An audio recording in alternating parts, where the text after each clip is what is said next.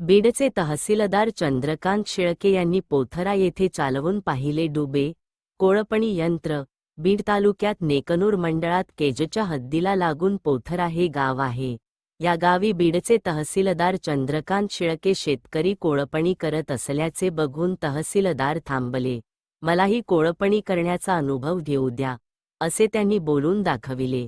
त्या ठिकाणी कोळपणी करण्याची पद्धत समजून घेतली, स्वतः कोळपणी करण्याचा अनुभव घेतला।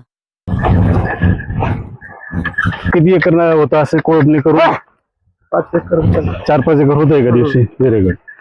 त्यांनी घरच्या घरीच, घरचेच त्यांचे प्रतिनिधी, घरचेच मेंबर आहेत, त्यांच्या हातानेच ते ही सुरू आहे। इथं राऊंड मारतोय आपण सध्या, है ना? आकडा थोडा आकडा जाऊ द्या।